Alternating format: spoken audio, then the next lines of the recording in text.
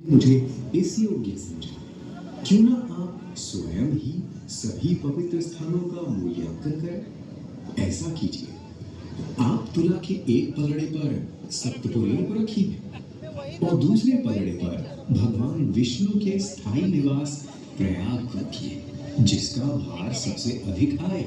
मेरे विचार में वही सर्वश्रेष्ठ तीर्थ होगा। इस मूल्यांकन के परिणाम स्वरूप प्रयाग का पल्ला ही बढ़ेगा। इस तरह प्रयाग की प्रधानता सिद्ध हुई और तभी से इसे तीर्थों का राजा कहा जाने लगा।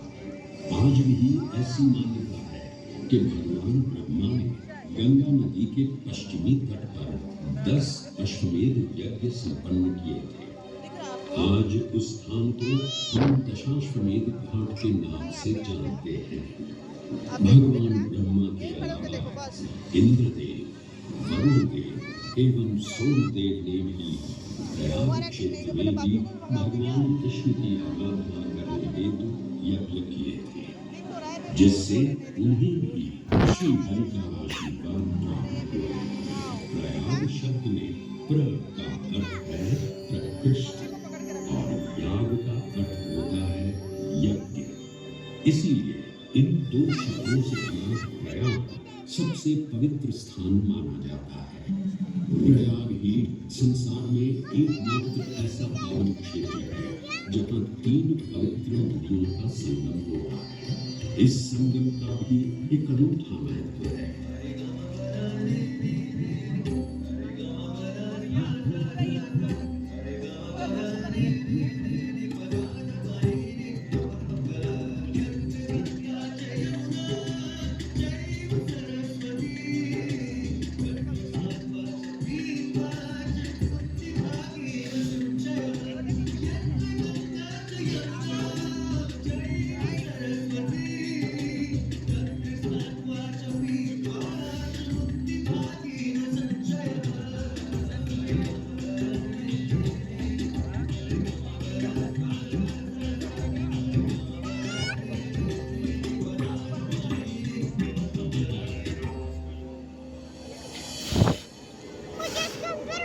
प्रयाग में गंगा, यमुना और सरस्वती जैसी 3 सबसे पवित्र और पूज्य किंचित भी संदेह नहीं है।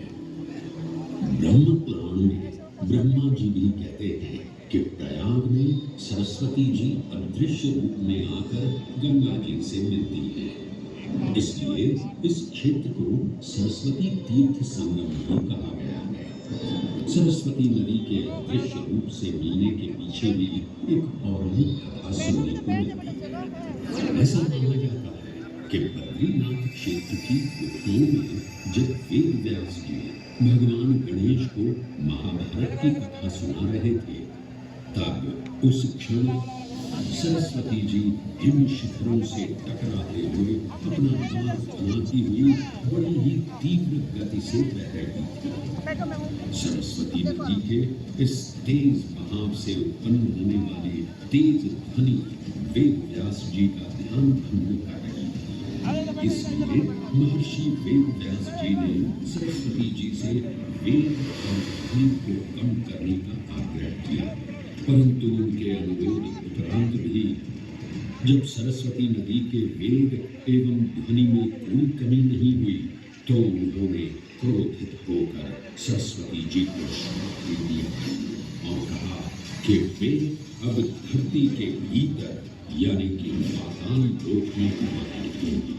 तब से ये माना जाता है कि हिम शिखरों से उद्गमित हुई सरस्वती नदी उत्तराखंड के माना गांव से आगे अपने अदृश्य रूप में प्रवाहित होती है। आगे चलकर यही अदृश्य रूपी मां सरस्वती प्रयागराज में गंगा एवं यमुना नदी से मिलकर त्रिवेणी संगम को पूर्ण करती है। ये प्रयाग नदी पवित्रता का उद्गम है, जिसके अंश हमें वेदों एवं पुराणों में भी मिलते हैं, जिनमें वर्णित है सुरों असुरों द्वारा हुआ समुद्र मंथन, अमृत प्राप्ति के लिए सुरों और असुरों ने एकजुट होकर क्षीर सागर का मंथन किया, जिसके संदर्भ में पुराणों में विभिन्न विभिन्न कथाएं देखने को मिलती हैं। उन्हीं कथाओं में एक कथा महर्षि दुर्वासा और इंद्रदेव से संबंधित है।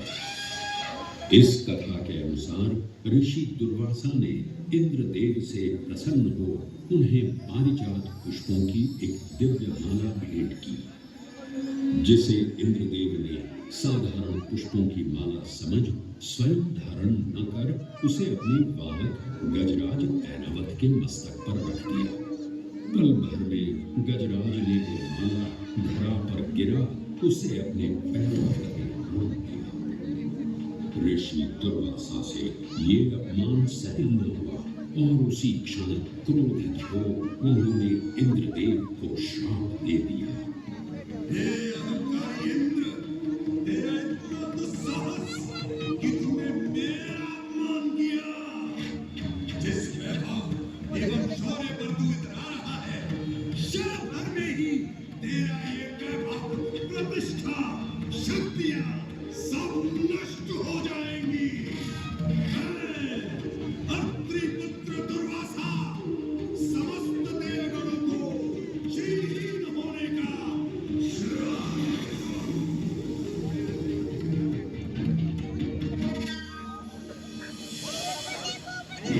इस श्राप के परिणाम स्वरूप स्वर्गलोक से लेकर वैकुंठ धाम तक का सारा वैभव चला गया। जहां स्वर्गलोक में सभी देवता अपना वैभव एवं शक्तियां खो चुके थे, वहीं वैकुंठ धाम में मां लक्ष्मी भी क्षीर सागर की गहराइयों में चली गई। उनके जाते ही सृष्टि का संतुलन बिगड़ने लगा एवं असुर राजा बलि ने तीनों लोक अपने अधीन कर लिए। ये सब देखकर सभी देवतागण अपने श्राप के निवारण हेतु भगवान विष्णु की शरण में जा पहुंचे और कहने लगे, हे हे स्वामी, यश अब आप ही कुछ हमें विजुअल्स भी बना इस लेना। श्राप से मुक्त विजुअल्स होने अच्छा है तो का बना लेना। मार्ग बता सकते हैं। देखो नीचे अबे पता है इधर से बेटर वहां से जाके वीडियो कर ले, बहुत सारी वीडियो नहीं आएगा। आ रही है, वो देख मैंने किया है बे वीडियोस हाँ अबे लेजर की वजह से नहीं जा रहा मैं। हे देवराज, नहीं आ रही है, नहीं है, नहीं है। ऋषि दुर्वासा के श्राप से सभी इसके प्रभाव को कोई भी देवता या असुर सहन करने में समर्थ नहीं है। इस कालपूर्ण विश्व से सृष्टि का विनाश हो सकता। इसीलिए इस आपदा से बचाने स्वयं देवों के देव महादेव और उन्होंने इस विश्व का पालन किया। ये सब देव मां पार्वती ने विश्व को भगवान शिव के कंठ पर ही रोक दिया। इस कालपूर्ण विश्व के प्रभाव से महादेव का कंठ नीला पड़ गया और तभी से उन्हें नीलकंठ के नाम से भी जाना जाने लगा।